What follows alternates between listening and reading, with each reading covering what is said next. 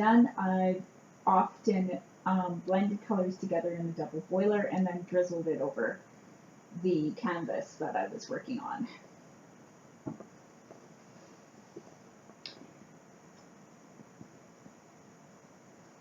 So I will be stopping from time to time just to make sure camera 2 does not run out of space. Sometimes it's nice to not just see technique, but also the person's face once in a while.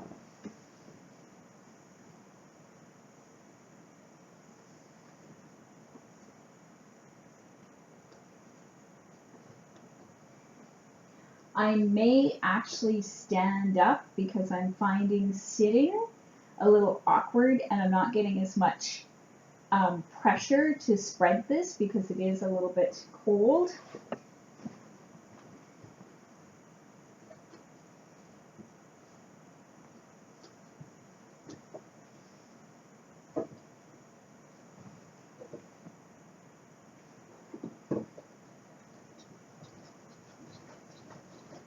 Now I'm working right on my canvas board so that you can see what I'm doing, but I don't recommend this, partly because you can smear other colors down below.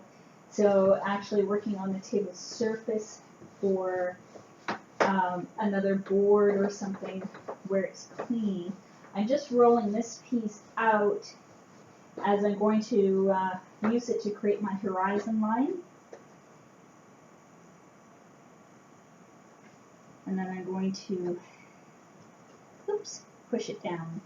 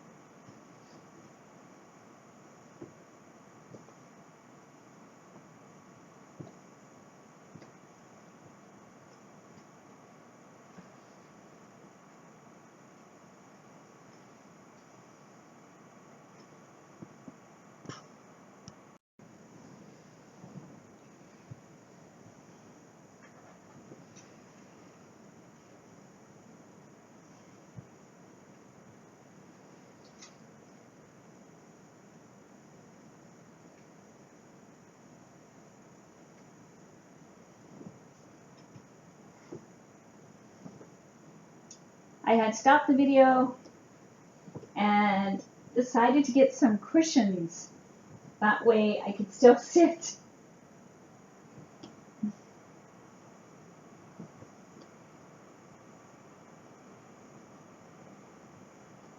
That's a good thing about tutorials, is you can stop and start them and edit, which I will be doing probably quite a bit of.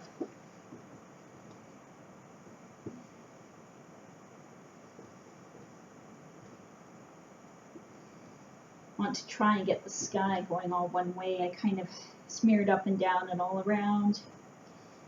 This is where the roller, ooh, got yellow stuck to it, will come in handy. Need to give this a little wipe.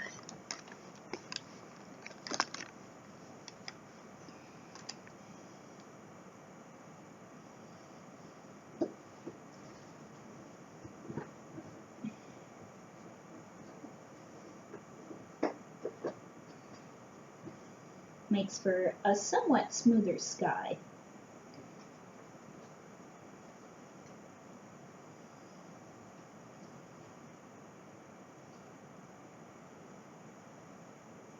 Ah.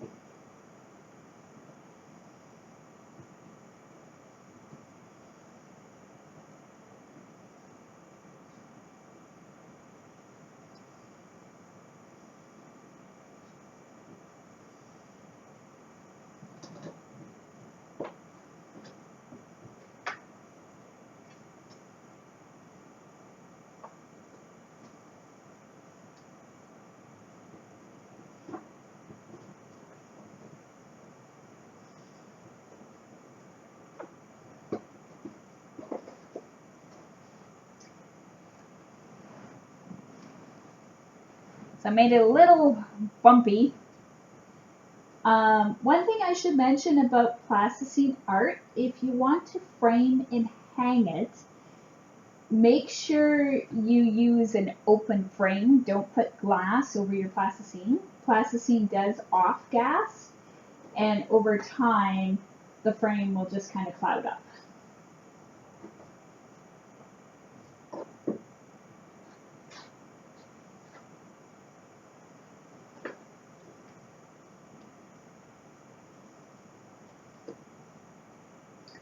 Now if I wanted this really smooth, I could put wax paper over it and iron it, but that takes away from the texture.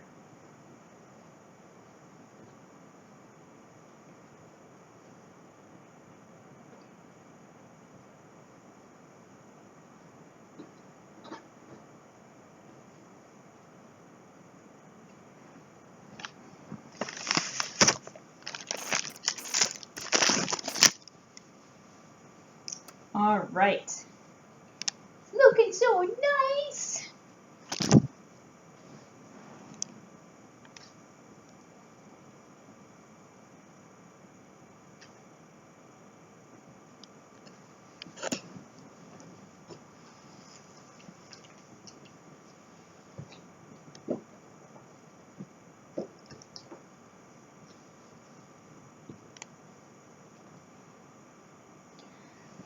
Okay, so I can do a little more with the sky if I want. I might go back to that and add a little cloud or something like that. Actually, no, I'm going to do that now. I'm going to add clouds now. I like clouds. Okay.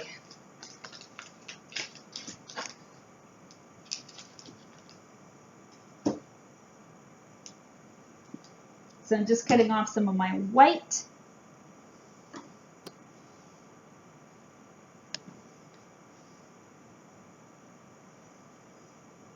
And I'm pulling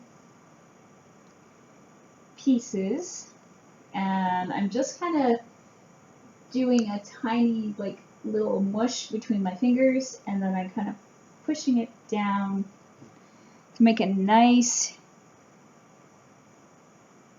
kind of bubble-like cloud. Those beautiful little poofy clouds. And if this was a cloud during sunset, you could add some color underneath them, like pink or purple or even yellow.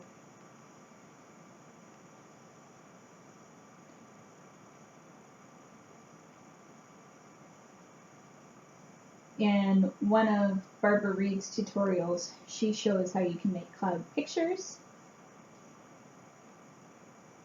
like an ice cream or a castle. I'm not that advanced yet.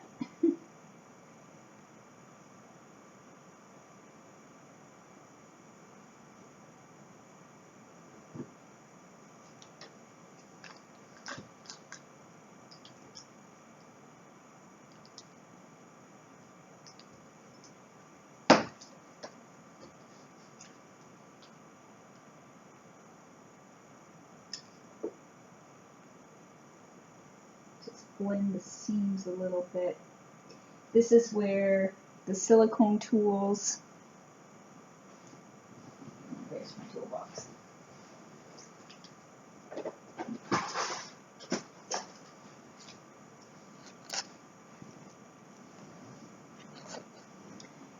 This is where silicone tools are handy because they don't leave marks or prints like our fingers do.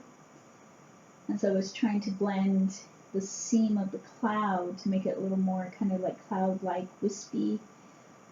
I was getting kind of like fingernail marks.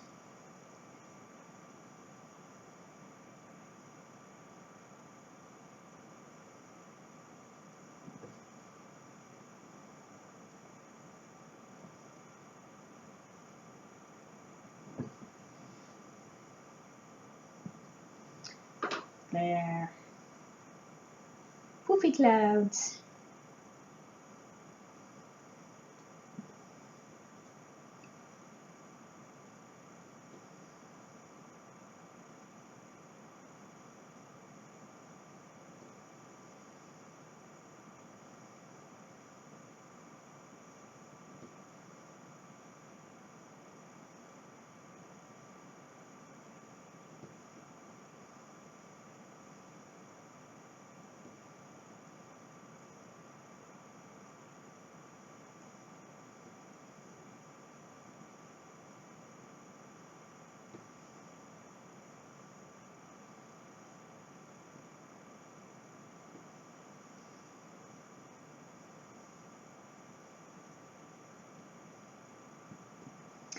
Clouds that are closer to you will appear bigger. Clouds that are further away will be smaller.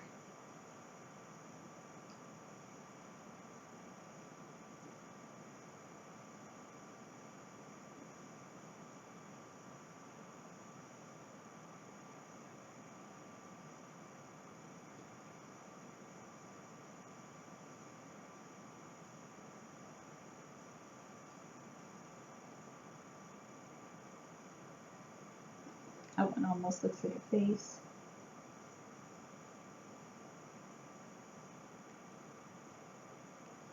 You don't have to blend them if you don't want to. I just find it kind of looks neat. You can leave them bubbly because some clouds are very bubbly.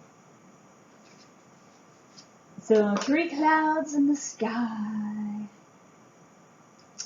Now on to my prairie landscape. So I've mixed up a couple of different colors, partly because with it being summertime, our prairie landscape is quite dry, so you see more this color, unless of course there's a crop or pasture land. It's very, very dry. There may be bits of green and brown. I did not blend that all the way through because I want the texture of the different shades to make it look like we have different shades. As if you study a prairie landscape, there's sparse bits of green, maybe some red where a slough is, or brown where there's foliage or trees, or silver where there's sage. So there's all different types of texture on the prairies and color.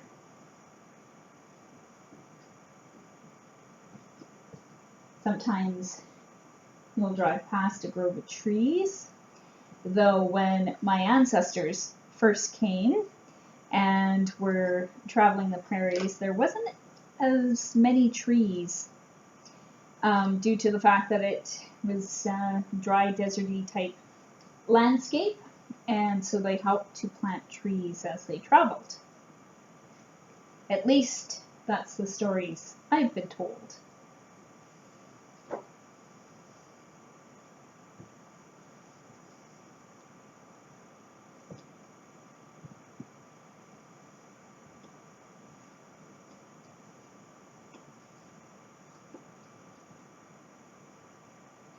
I'm just blending this up. I'm using this as a base color. I might put a pond on. Sometimes, like throughout the prairies, you'll see little ponds or sloughs. So if I get it too thick in an area,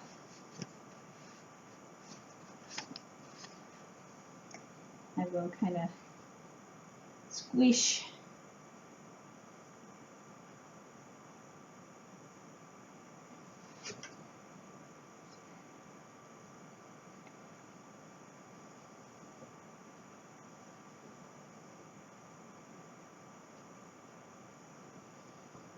There. Tools do make everything a lot easier when it comes to spreading some of these things. I think I might put a bit of a pond over here. So I'm going to leave this open. When using some colors like blue, if you're mixing or using yellow or other colors, it sometimes will kind of turn green. And I don't want a green pond, I want a blue one. So I am just going to spread this way. And I think my pond will kind of circle like this and have a horizon over here.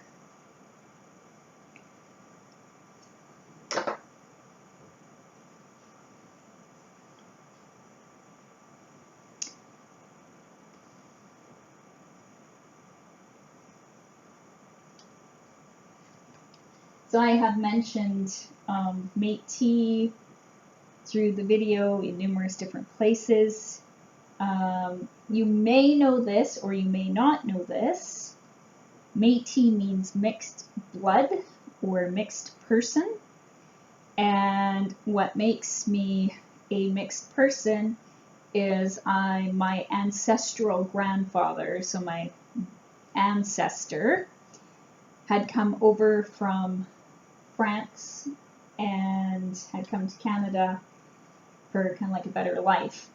And due to the fact that First Nations women had a lot of knowledge about how to preserve animal hide and use the buffalo meat and that sort of thing, the men that were working for the Hudson Bay Company began to make alliances with First Nations people for their women. And the reason for that is because the women had the knowledge for preserving hides and using the meat and all those sorts of things, so that they weren't hunting these animals and just kind of like taking a part of whatever it was that the Hudson Bay Company wanted, such as the buffalo tongue, and leaving the rest of the animal to rot, which is very sad. So my ancestral grandmother would have been Cree, and that is because of the blending of the two cultures, the French and Cree, makes me Métis, a mixed person. In the Red River settlement, there were also Scottish people who came, and they too made alliances with First Nations people for the women.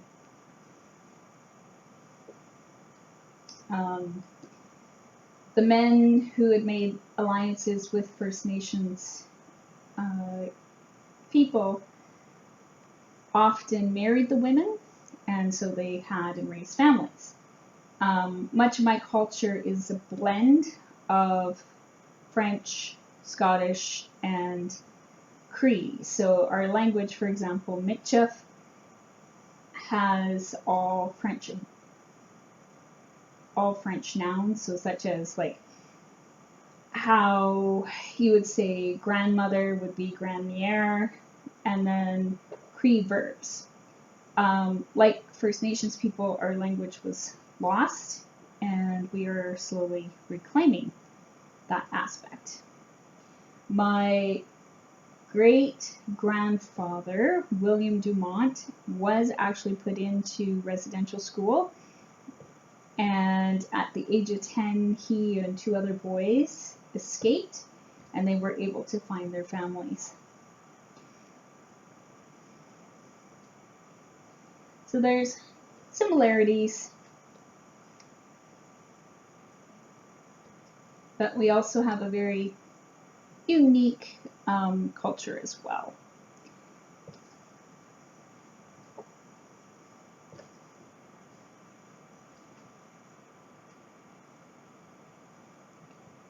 Okay, that's looking nice.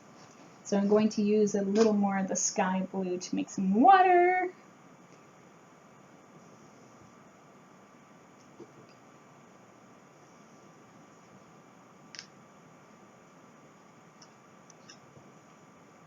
Takes a bit of time to make a plasticine picture, depending on how big I've worked. The largest I've made is an 18 by 24, and it took me almost a month to complete, partly because of working and partly because I like texture and I like detail, and so in a lot of my pictures there are quite a bit of texture and detail.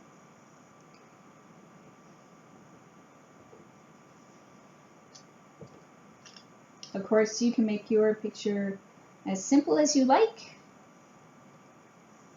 You can also use like your plasticine straight from the package, or you can blend it like I blend mine and give a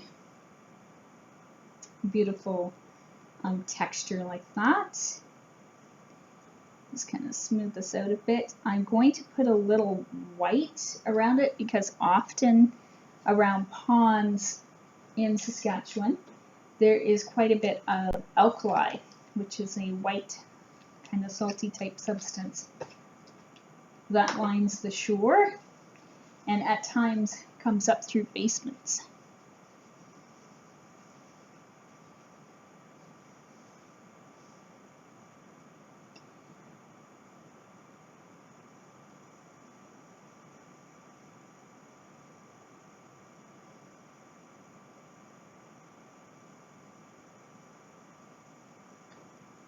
There's some alkali.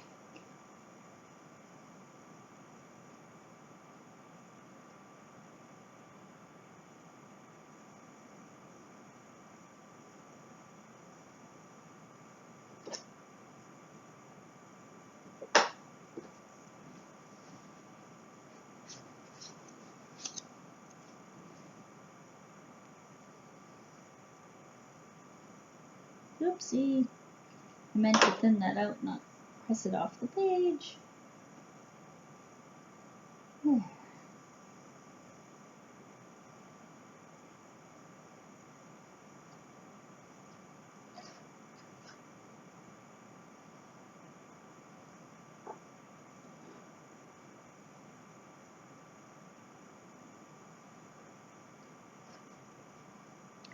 One of the aspects of First Nations people that I dearly admire is their close connection to nature and how in their teachings they use a lot of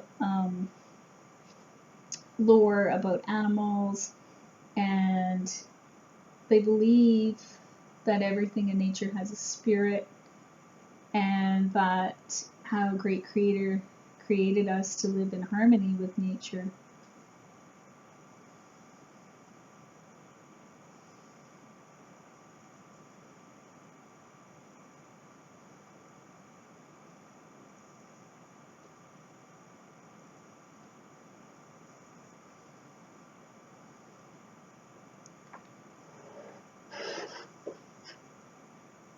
So I very much hold nature near and dear to my heart and have quite a lot of respect for natural surroundings.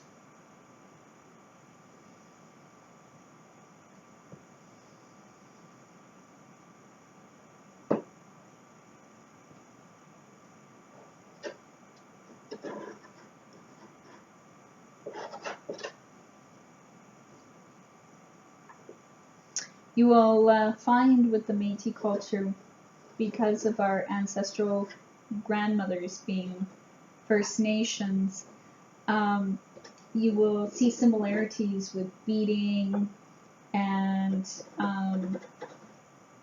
wearing of moccasins, and our dance that is jigging is again a blend of some of the steps that the First Nations women knew for powwowing, or pardon me, for powwow dances, as well as like the Scottish and French jigging steps. I don't know if I'll be able to learn it in this lifetime, but I'm very much fascinated by the Sash Dance.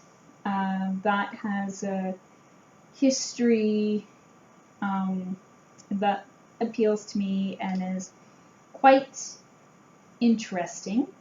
The stories I've heard is that the Sash Dance was the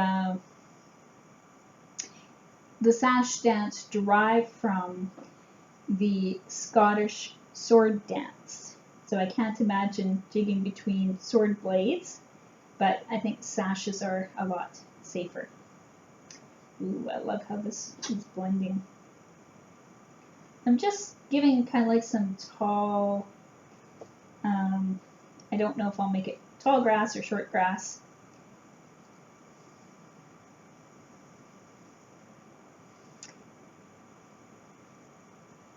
This is actually a technique with how I blended this plasticine that I learned from a friend of mine. I'm going to put a spot here.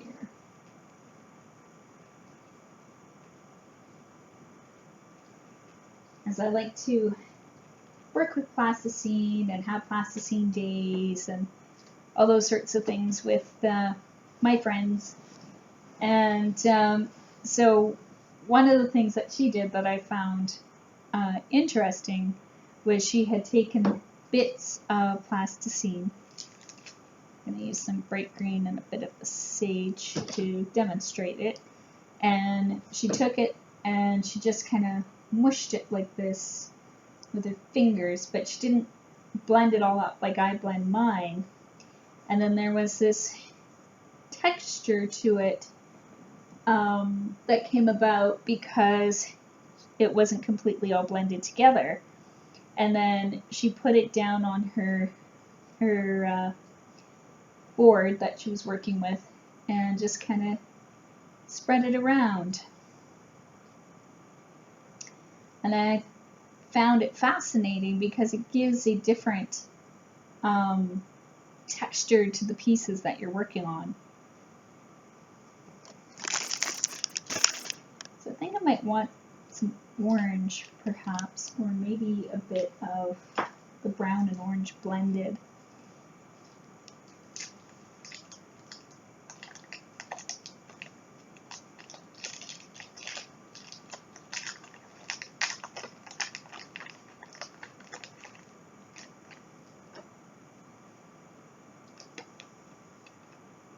So I'm just using my tools to bring up some. The reason for that is because when I work with plasticine, I get all the colors underneath my fingernails, and I don't want to mix my clean colors with kind of like the bits and pieces of plasticine that's under my fingernails, because I want to keep my colors clean. This is kind of turning out corally. And I'm not quite sure what kind of brush or plant it is, but it almost looks like to me like little dots of fire on the prairie.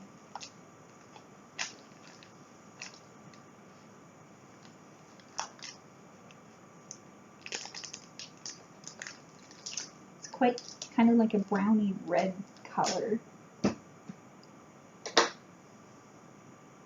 It's often found where sloughs were at one point, but have dried up.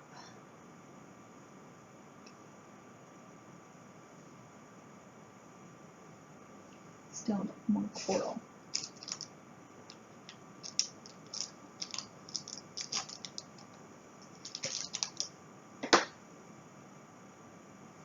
It can take a little while to mix a color, which was why when I mixed colors for this, I actually spent a couple of hours kind of blending and doing my mixing. So I'm getting used to a new camera, and it tends to have a few quirks. And it's more, I don't know, I think I need more brown in this. So I'll do the best that I can. And I hope that you do enjoy this tutorial.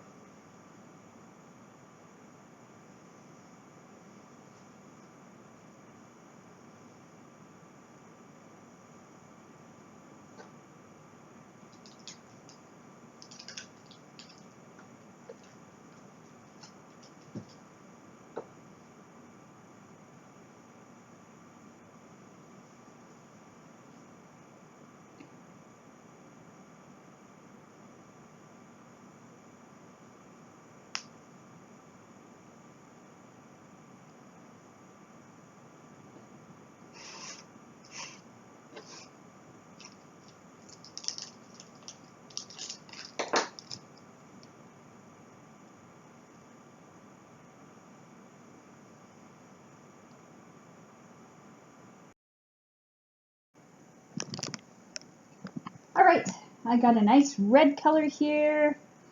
I'm just going to do some spots of this. This tutorial is getting a little bit long, so I may cut it short without finishing the picture.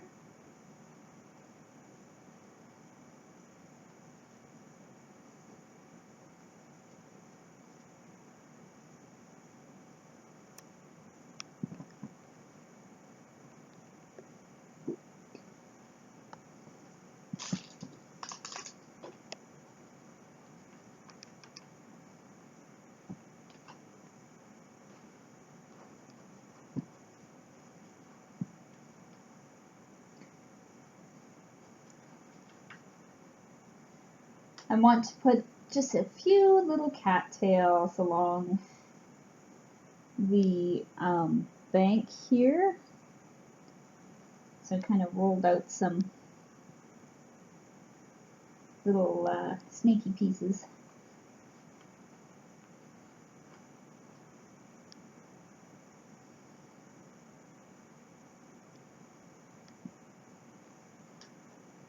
I love cattails.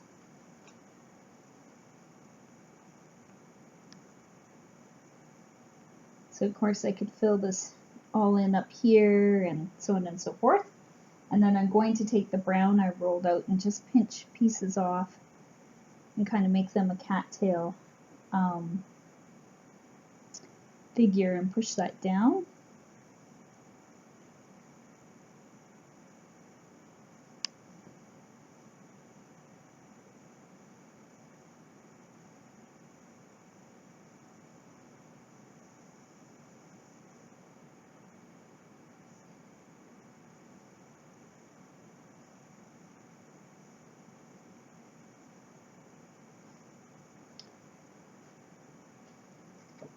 So I'm going to use this tool here and I'm going to start kind of adding texture to the prairies.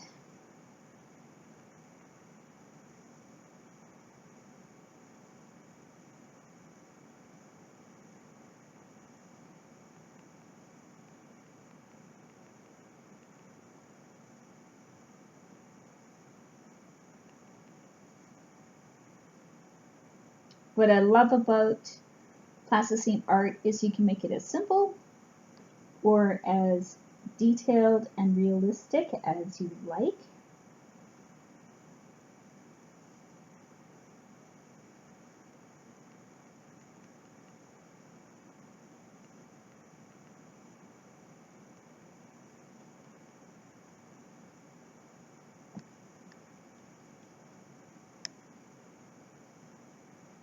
If you don't have any of these tools, you can actually use a fork as well, and forks work quite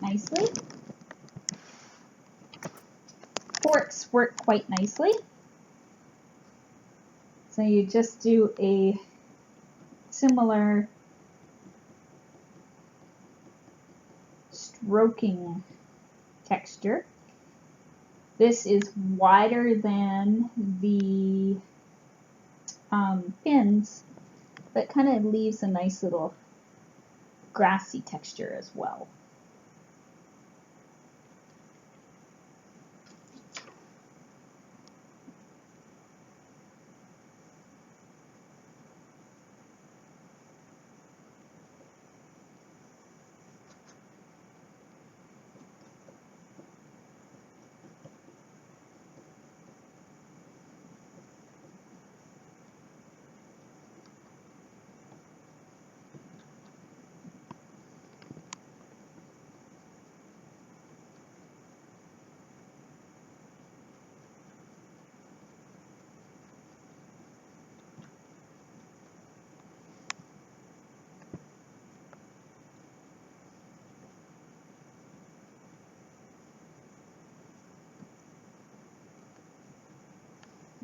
So you get these little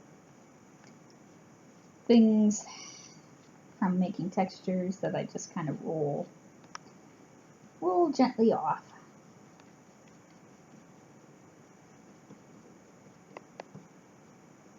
Oops.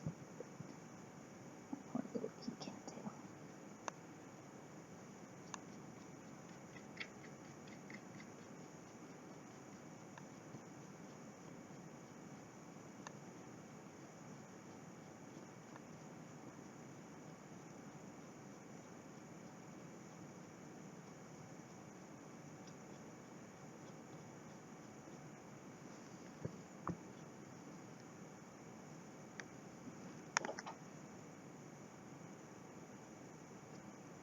I can make kind of little waves with this pin.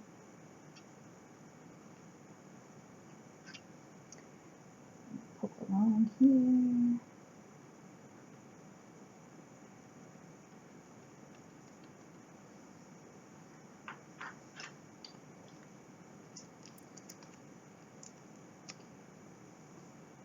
I'm going to use some of this dark, it's not really black, it's more of like a greeny color, and I'm actually going to make just a couple of birds. Of course, when birds are flying high up in the sky, they look like little V's.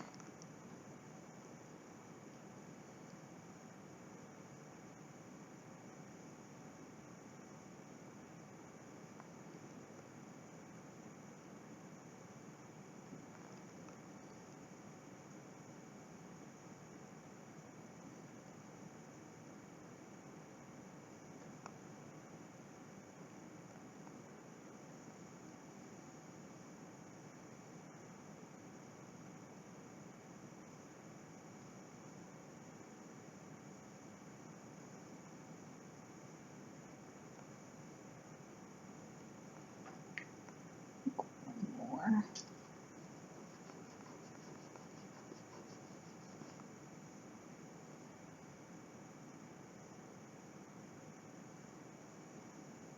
Get this one closer,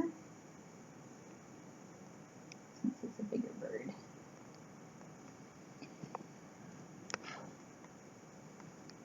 And these don't float very well.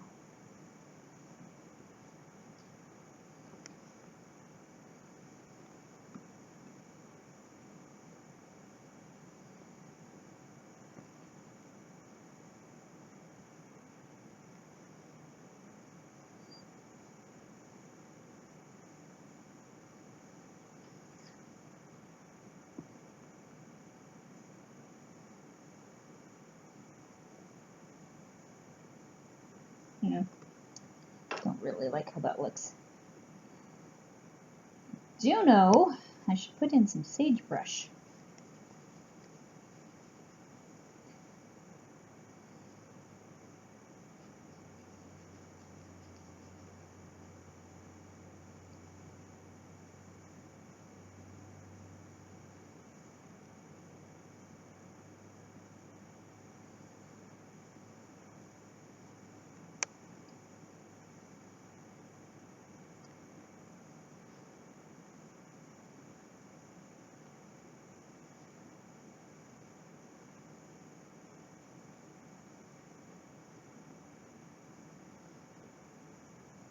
Sometimes my fingers don't want to do the really fine detail.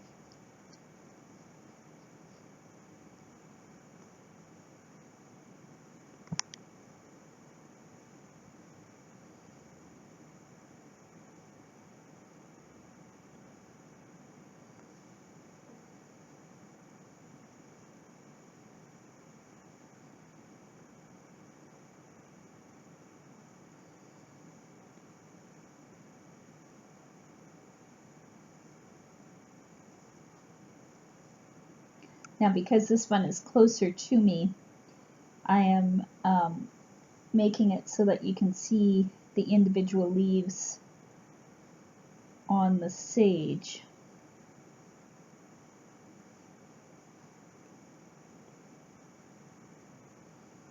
If I were doing one further,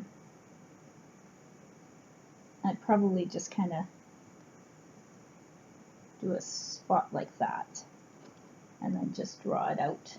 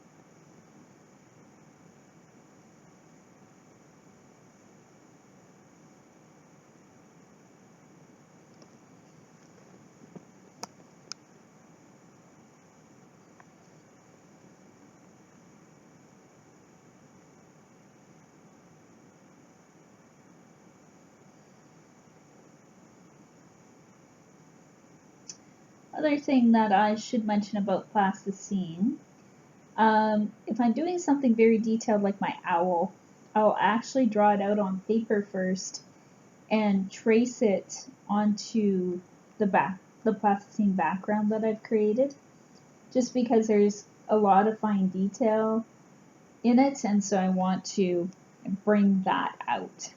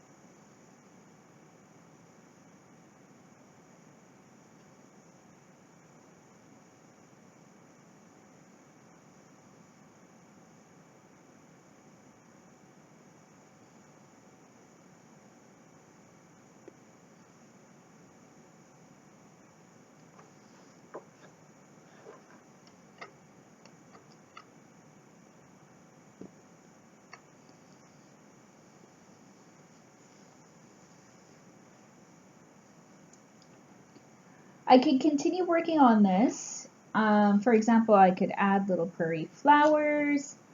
I can do some more of this different colored grass, put some more cattails, especially up along the horizon. So there is still lots to do. However, I think you get the idea.